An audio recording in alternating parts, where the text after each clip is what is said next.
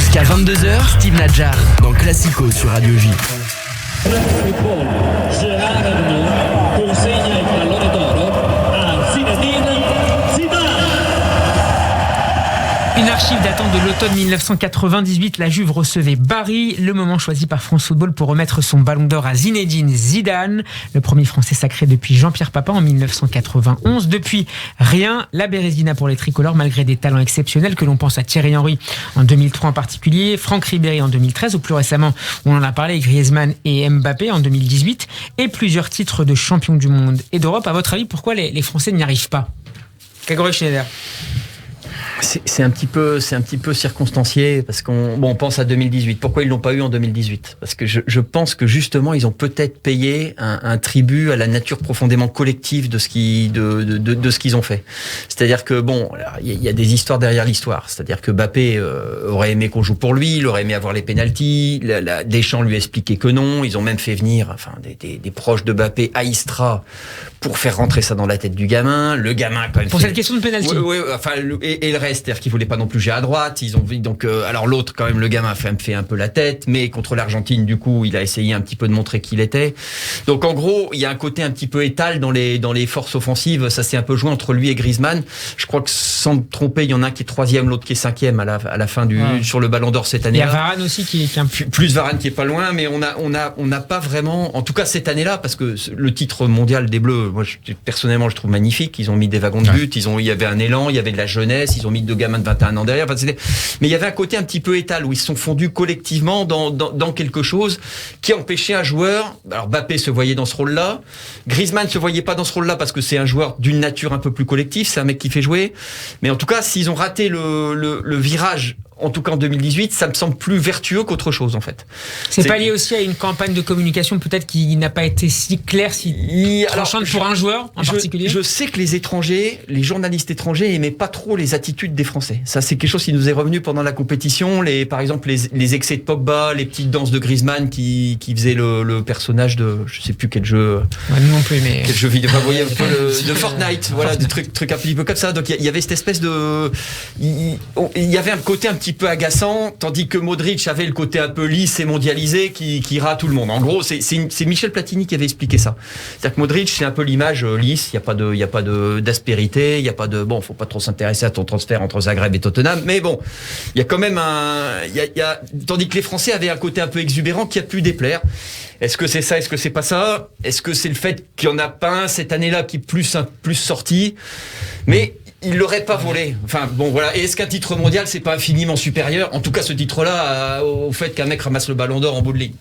Bah si la Copa América c'est supérieur à tout le reste, si on peut se dire que la Coupe du Monde aussi ça doit être supérieur à quoi que chose. On peut penser aussi à Franck Ribéry en 2013. Moi, par cette question-là, je suis très mesuré. Quand on voit que les Espagnols l'ont pas eu depuis Luis Suarez dans les années 50 de mémoire, avec Iniesta et Xavi notamment, et Ramos. Ouais. Moi, j'adore Ramos.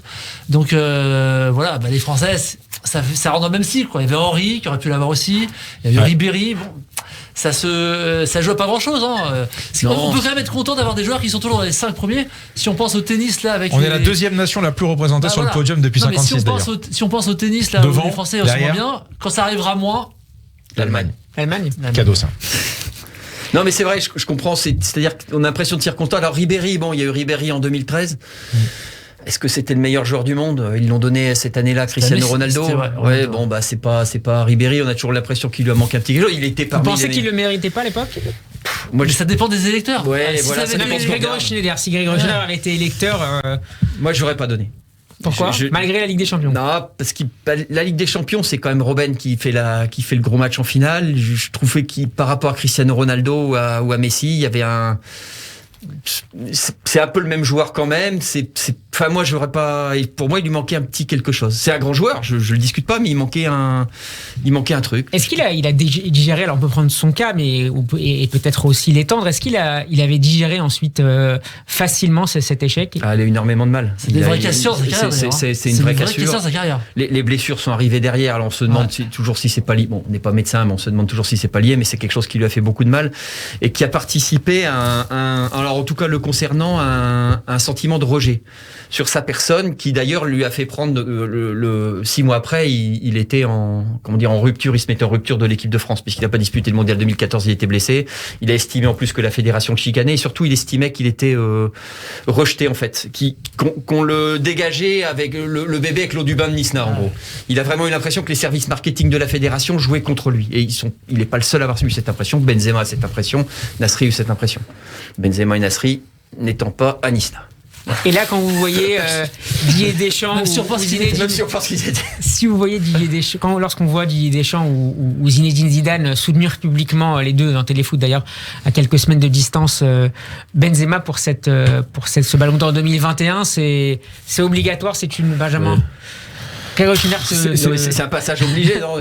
Ouais, mais c'est compliqué parce qu'effectivement, on vient de nous dire, et Grégory a raison, qu'il y a Mbappé derrière. Donc, franchement, c'est prise de parole pour défendre une individualité. Encore une fois, dans le monde du football, ça me paraît assez compliqué. Là, ils l'ont fait en l'occurrence. Oui, mais ça me paraît vraiment compliqué. Moi, que Zidane le fasse, je trouve ça normal. Que Deschamps. Oui, parce qu'il en a deux pour Benzema. Mais qu'est-ce qu'il y a derrière? C'est ça qui m'intéresse. C'est pour ça que je vous pose la question. Qu'est-ce qu'il y a derrière à travers ce soutien de Deschamps à Benzema après plusieurs années de brouille? Je pense, c'est un peu un sentiment. Moi, je peux pas.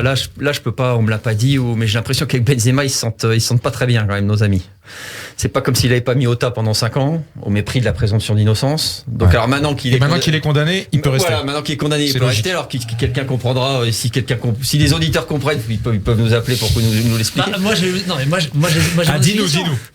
Benzema, quand il y a 5 ans, même s'il y a la présomption d'innocence, par rapport au groupe équipe de France, par rapport à Valbuena qui était aussi dans ce groupe-là, ça crée des tensions internes potentielles pour une grande compétition qu'ils ont jugé, et je pense qu'ils avaient raison, pas compatible avec le fait d'avoir une équipe de France solidaire en compétition. En tout cas, il voulait éviter une sorte de nice na bis ou des sujets comme ça. Faut pas oublier qu'il y a nice na, même si c'est vieux, qui est quand même dans toutes les têtes. Donc on veut une image de l'équipe de France lisse par rapport aux sponsors, par rapport à tout. Donc Benzema, il y a 5 ans, c'était pas possible. Qu'est-ce qu'en pense l'avocat? Il y a quand même une gestion. Alors déjà, d'ailleurs, il a fait appel. Donc l'appel étant suspensif en matière pénale. De toute façon, il est condamné, mais en tout cas l'appel est suspensif. Donc il faut attendre cette nouvelle décision pour juger, encore une fois entre guillemets. Mais en tout cas, la gestion de cette affaire. Franchement, quand tu te mets à la place de Valbuena, 3 secondes, comme ça, 3 secondes.